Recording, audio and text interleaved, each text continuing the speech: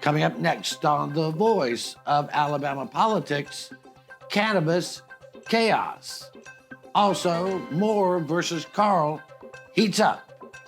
And ALFA says, Viva Las Vegas, baby. What can I do with $5? Gee, I don't know. Buy a bullet and rent a gun?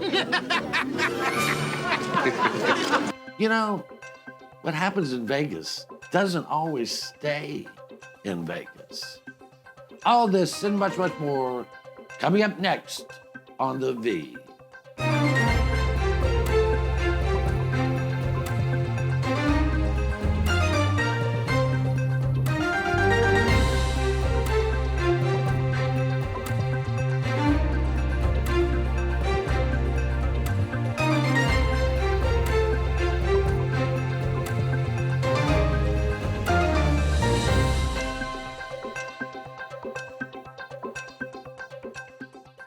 Welcome to The Voice of Alabama Politics, where we tackle the tough issues so you have the hard facts.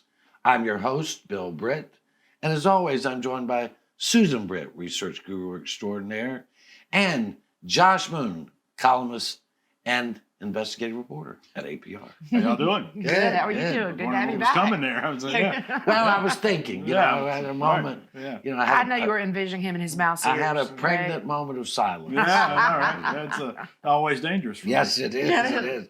You just came back from the happiest place on earth. Did.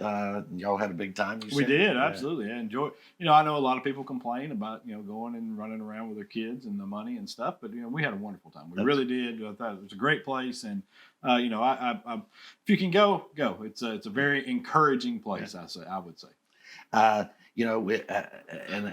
We've been to Disneyland, Disney World, loved those places. Mm-hmm. It just so happens that ALFA has come out and said that they are against all forms of gaming. Mm-hmm. They're absolutely even now targeting lawmakers, Josh, as you've documented, and saying if you vote for gaming in Alabama, we're going to primary you. We're going to run someone against you. Yeah. All the while, and you wrote about this, we learned that their most recent retreat for their top insurance salespeople was in Vegas, in Sin City itself, right, where the only reason to go to Vegas is to gamble for the most part. There's other things. But obviously, with ALFA, what happens in Vegas didn't stay in Vegas. No, it did not. It did not. It came back. And, I don't want to... I want to be clear that I have nothing at all against the insurance agents at ALFA. Absolutely go and not. enjoying themselves. They worked hard. They earned their spot. It's fantastic. Go and enjoy yourselves. What I have a problem with is that even if you say, well, there's all of these other things in Vegas for you to do, the golf, the shopping, the restaurants, the whatever there, okay? Those things are there because of those casino resorts. Yeah. All right.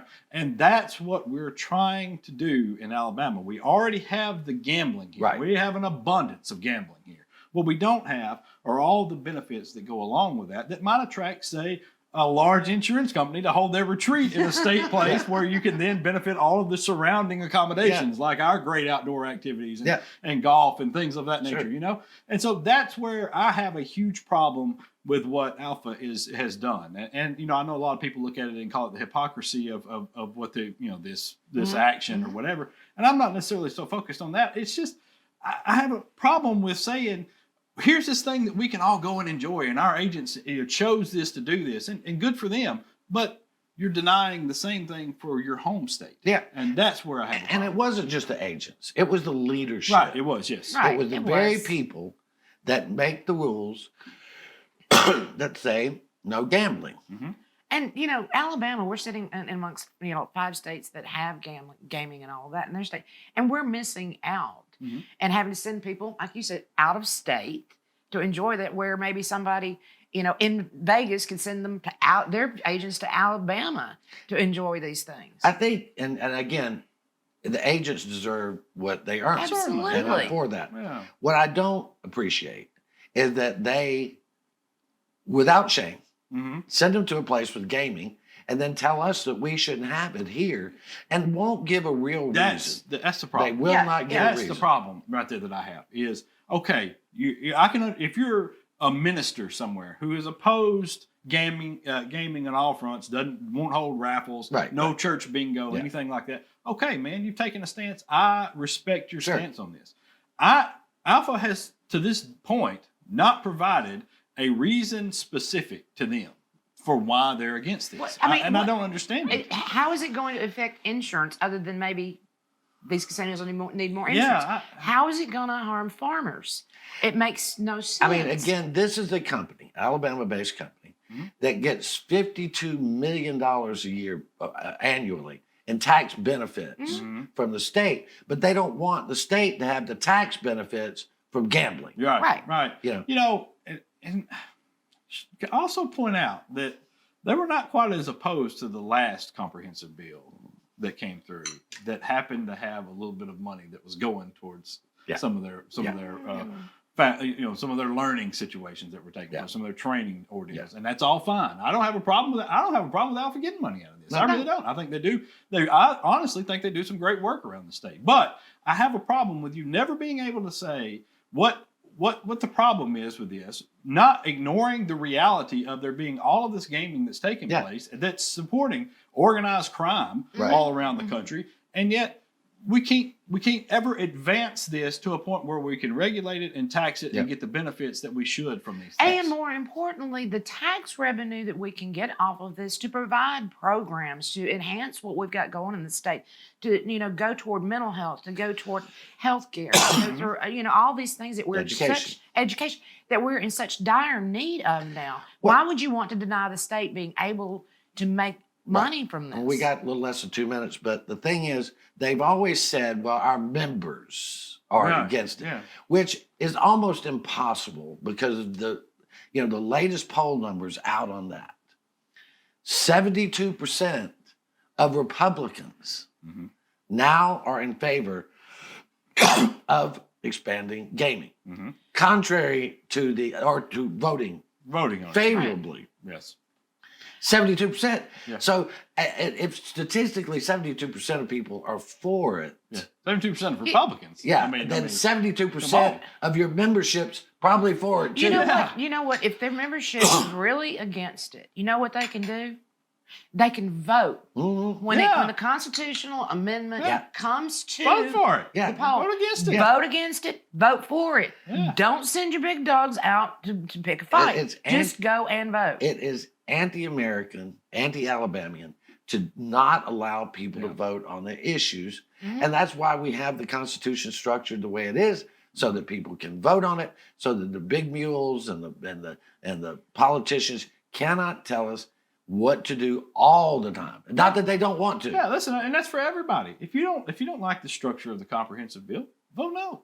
I mean, but at least let's put this thing on the ballot. Let's see what we can get out of this. Let's see what can happen if we want to have this gaming or not. I mean, Joe Bob in the legislature shouldn't be threatened by ALFA. Right. They really shouldn't. Anybody else. No, that's true. I mean, and again, back to that old saying, as a lawmaker, if you can't take their money and drink their whiskey, then you don't need to be working with them. Right. Listen, it just boils down to what's good for the state and what's not. And the way we have it right now is very bad. It's very So detrimental. the line is, I can drink your whiskey and spend your money, and I can still vote against you. Right. That's it. Yeah. All right, we're going to leave it right there. You're watching the voice of Alabama politics.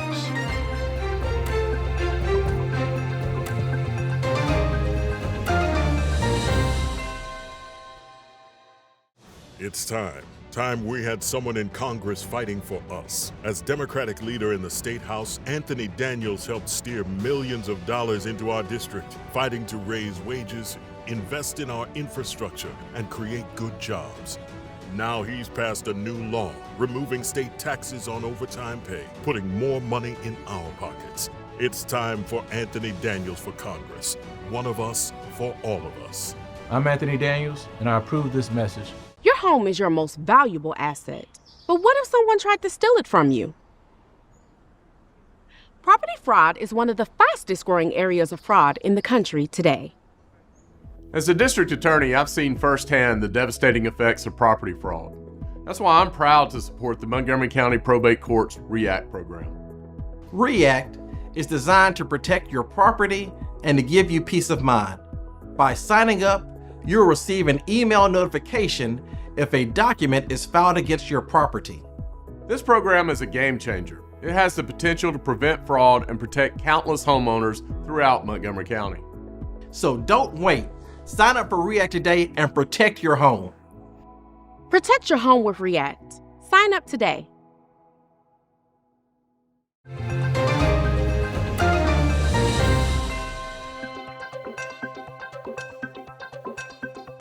Welcome back to the voice of Alabama politics. Susan, as with all good campaigns, they are nasty, they're dirty, they scrap and they fight and they lie and they bite. And that's when it's a good campaign. So, right? Right. Barry Moore is versing Jerry Carl in a runoff, or not a runoff, in the contest for Congressional District 1. Barry Moore was in District 2, was redistricted out. Now he's running against his fellow Republican, which is very unusual in Alabama. And I think, in a sense, will define what the Republican Party looks like in this state, depending on who wins. As far as cash goes, Jerry Carl has almost got double the amount of money that Barry Moore has, a little less than double. And right now, we haven't seen either one of them spending a lot of money. But one of the things that I wrote a story this week on, Barry Moore said that he was not taking money from Club for Growth. He had in 2020, 2022.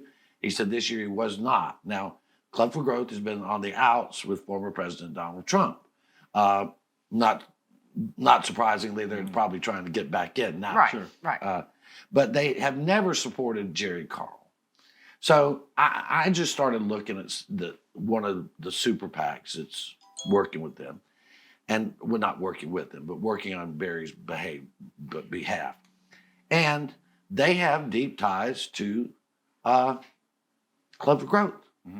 They also have deep ties to a group that worked for Ron DeSantis, who President Trump has sent out, former President Trump has sent the word down, don't use these guys. Well, it turns out that Jerry Carl also has some consultants that have worked for Ron DeSantis. So I don't know where that line gets drawn, right?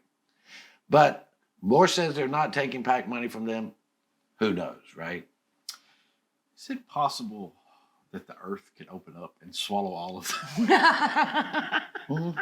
Is that can we get Club for Growth, Donald Trump, Barry Moore, and everybody all together and just take them out? Look, you're right. This is one of the highlights of the problems that we have with financial disclosures in this country, okay? Right. Because you can mask, even with a lot of the laws that have been passed, you could still mask where a lot of money comes, where you can mask ties. You've really got to dig through a lot of things and understand the political connections of people and recognize names a lot of times to be able to tie these folks together. And, is Barry Moore tied to Club for Growth? I would think that he probably is in some way, shape, or form at this point. Does that matter? I don't know. Not to me. I don't like any of them. But but what you should do, I tell you what the people should do, just vote for whatever Democrats running for CD. But honestly, I can't imagine somebody doing a much better job for that district. I could imagine a Democrat. I could imagine a Republican doing a much better job for that district than what Jerry Carl has done. Right, and you got to understand that the laws governing a federal campaign versus a state campaign are quite different. Yes. We have PAC transfers banned here in Alabama, but not so much in federal. Right. So you can move money, through and try to disguise where it originates from to where it actually ends up, and that goes on all the time. Well, Club for Growth continues to try to make headway in Alabama because they want to control what is done here. They want to control what's done in the Republican Party. That's politics. That's the way it is. I didn't have a graphic for this, but Josh, you wrote about Anthony Daniels seems to be taking the fundraising lead in Senate and Congressional District 2. Right. And then he's followed on by some other folks. But most of the big money, except for what Anthony Daniels has, is really loans. People loaning themselves money. Yeah, it's Shamari Figures was he and Daniels were the only two to eclipse 200,000 on the Democratic side, and 25,000 of that of Figures money came from a loan. Daniels didn't loan his campaign any money, and so it gives him, in my mind at least, because those candidates are going to look to get that money back in some way. So the $25,000 looks good on paper, or on the Republican side, Dick Brubaker, who loaned his campaign $300,000. Yeah, right. And so but that looks good on paper, and it gives you the appearance of a big fundraising lead. But you're going to want to recoup that at some point. And so I don't know how real that money is in terms of being able to spend it. And so I think Daniels is up there. And if you just look at base, what was really surprising to me, if you just look like at base fundraising, where you're going out and getting money from individuals, it was surprising to see how much more money Democrats raised in the cycle. I mean, I understand that this was a district that they're probably expected to win, but expected to win narrowly.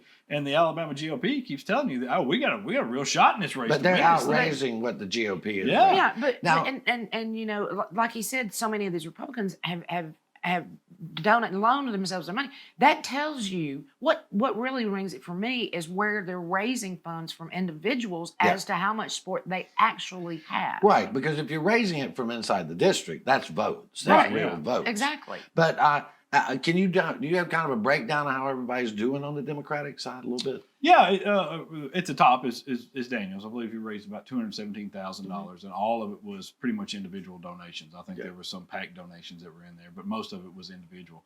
Shamari Figures was second on there, and then it was Jeremy Gray and Marika Coleman were the only four that eclipsed 100,000. Got into six figures, but Figures and Daniels were roughly double what the other two had. Right. And so really, I think at this point, you're looking at a race between those four people. And maybe Napoleon Bracey as well. He ended up somewhere close to 100,000, but it was still a pretty low draw compared. It was less than what we thought he was. Yeah. Well, I don't want to see any of these women drop out now because they're pretty exciting. Right. I would say it was probably a pretty disappointing haul for Wandlin Gabon. Yeah. But I think she ended up with somewhere around $20,000. Well, and she does a great job here in the state. Yeah. We'll see what happens. It ain't over until it's over, right? Yeah, right. Exactly. No, it's not. And then on the Republican side, you had Brubaker and Caroline Dobson, who had the most money because they had both loaned themselves $300,000 for Brubaker, $250,000 for Dobson, and then you had Greg Albritton at around 120 or so thousand, but he had loaned himself very little money. Yeah. I think it was like 25. Yeah, it's really interesting to see how much money these people are willing to spend of their own cash. And they're hoping to get it back. They'll get it back. But you know what? I don't think it would hurt either one of those folks if they didn't get it back. Probably not. But, I've never been able to pay for a job that pays less than $200,000. I'm going to pay $300,000 to get a $200,000 job. But there you go. Anyway, we're going to have to leave it right there. You're watching the voice of Alabama politics. We'll be right back.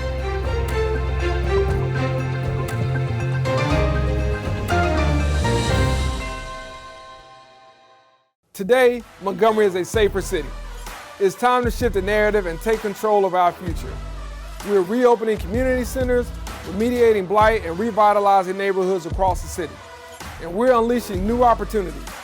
Over the past year, companies have invested a record-setting $2 billion in Montgomery and created 2,000 jobs. This is a new Montgomery. And together, we're reimagining the possibilities. It's time we had someone in Congress fighting for us. As Democratic leader in the State House, Anthony Daniels helped steer millions of dollars into our district, fighting to raise wages, invest in our infrastructure, and create good jobs. Now he's passed a new law, removing state taxes on overtime pay, putting more money in our pockets. It's time for Anthony Daniels for Congress. One of us for all of us. I'm Anthony Daniels, and I approve this message. 125 to 620. As a paramedic, you wouldn't believe the things that we've seen. I've seen all types of horrible things. I mean, we're there basically picking up the pieces from your worst day. Everyone is just driving and not paying attention. We all have the same goal. All of us want to go home alive and safe and harm nobody else in the process. Slow down. Be careful. Care about the other people on the road. Don't be the reason that someone else doesn't go home tonight.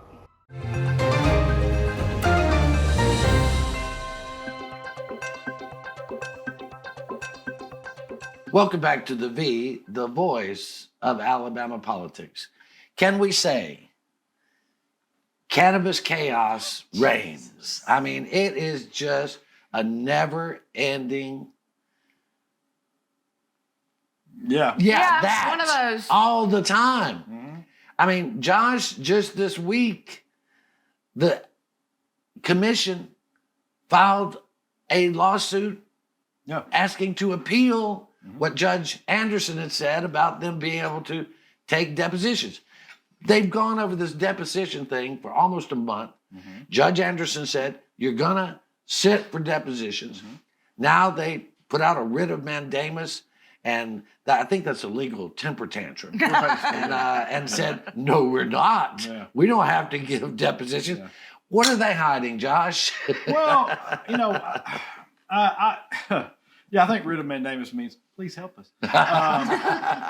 You know, look, honestly, I don't know.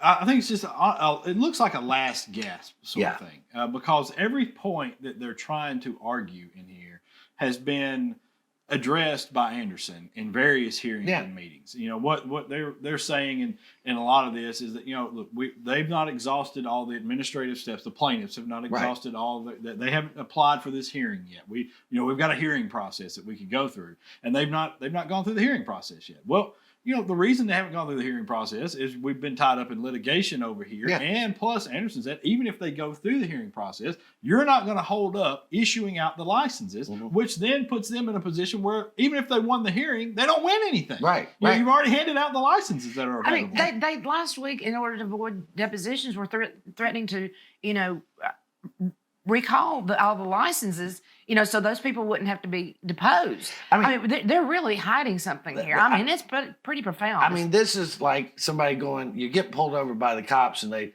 voluntarily go, I'm sorry, officer, I have a legal weapon in my glove box. So that they won't see the dead body in the trunk. But the thing that interests me and concerns me is they're sitting so the lawyers can ask them questions that they answer truthfully. They're not being waterboarded. No. They're not going to be tortured. They're going to be asked to tell the truth, Susan. Honestly. You know, and that's where I think they've got a problem with it. They're afraid of the truth, obviously, because they keep finding these depositions so hard. Yeah, and you know, the other thing too is that the scope of the depositions are going to be limited. To what the matters that were before them. So that's what people want to know. That's what's part of this deposition, part of the hearing. They want to know if they had any discussions privately, which would violate the Open Meetings Act, and they want to know, you know, what were they thinking? Why did they do these things? Which I got to tell you are all things we should all know anyway. That's right. You know, I mean, there should be no reason why this public entity shouldn't tell you why we put public money into these companies. You know, and in that you discovered this week that ag and industry is supposed to be involved in this entire process. They're supposed to be in charge of cultivation, which means they can actually do the site inspections, including having drones go and do them if they need to. So why did they drop out in 2002? Why did they just go? And I want to know that in part of this deposition as well. I mean, and according to statute, ag and industry has the ruling the authority over cultivation. Well, they said, well, we can't inspect all these places. Well, you can inspect any place. Well, how can't they? They're all in the state. They listen. They said John Merrill went to all 67 counties all the time. Well, and ag and industry has the feet or the boots on the ground all over the state. They do inspections all over the state. I mean, you know, all that we really needed was some. Most of these places don't exist. That's right. Just drive by and take a picture of the field. Fly a drone over. Exactly. Oh, empty field. Yep. But there is something they're hiding. There's no doubt. Of course there is. I mean, a number of things apparently. And it's sad, but I tell you, there's only a couple things that can happen. Governor Ivey can, you know, just fire the whole lot of them over there, which I would have done a long time ago. Which, as my old pap used to say, you know, firings will continue until morale improves. Exactly. Or the legislature can step in and go, all right, we're going to fix this so you can't screw up anymore, and then fire the whole lot of them. Yeah. No doubt. I mean, But- somebody's going to have to do something, or multiple somebodies, because this is going to continue to be a quagmire. Yeah. Just give everybody a license. Yeah. I don't understand, Yeah. why are we doing this? And Why? let the market straighten it out. Put it, if you want to, impose regional limits on companies, and then give everybody a license. You know, one of the idiots over Florida the did. legislature, and I won't name them because there's quite a few, but this particular one said, oh, we can't pass gaming because look what a mess cannabis is. Uh-huh. Yeah. Number one, the Cannabis Commission folks, the lawyers said, well, we didn't know anything about doing this, and nobody in the state's ever done it. Uh-huh. Well, you know what? Forms of gaming, like they want to put together for regulations, have existed in Alabama for 30, 40 years. Yeah. Well, if we're going to shut things down because of some corruption, there's a big white building we have pictured right here that will be empty forever. Yes. Okay. And there is one particular party that had quite a bit of trouble, if I recall, between the years, I would say 2012 and 2016 or so. Yeah, just but, a you few know, problems. But, Yeah. I mean, the thing is, this is just another excuse for somebody to say no to something that they shouldn't be saying no to. Right. It's for the What people. are they afraid of? Well, they're afraid probably their uncle's got an illegal gambling deal. Yeah. You know. In the back of the floors, It's right? like the Yeah. guys that used to vote against liquor, you know, who own stills. Yeah. That's exactly right. I mean, it is that's what people need to realize is just how pervasive gaming is in the state. Yeah. And if you hear these people talk about these things, it is it's a distraction and nothing more than that. Yeah. And that's all we're talking about now. You know, we only got about 40 seconds, but I do want to remember that this past week marked the 15th anniversary of the Lilly Ledbetter Fair Pay Act. It was enacted in 2009. Lilly Ledbetter, a icon in my mind of Alabama great women. Susan, Absolutely. she did a great thing. She did a great thing. She did it right over here at Goodyear Tire and Rubber, and really changed the way, you know, the difference between the pay between male and female in the workplace. But what she did, what's most important did, is got the original limit that was 180 days or 300 days to file a complaint. She got that revoked so that you could have, you know, more time to file your complaints. There's a lot more to do, Josh, but Lilly Ledbetter led the way. Absolutely, yeah. I mean, it's a whole different world now, and a better one because of the work that she did. We appreciate it. She Absolutely. Thank she you, is still Lily. with us, and she lives in Jacksonville, and we want to thank you on behalf of every Alabamian that cares. Anyway, you've been watching the voice of Alabama politics. You watch us because we watch them.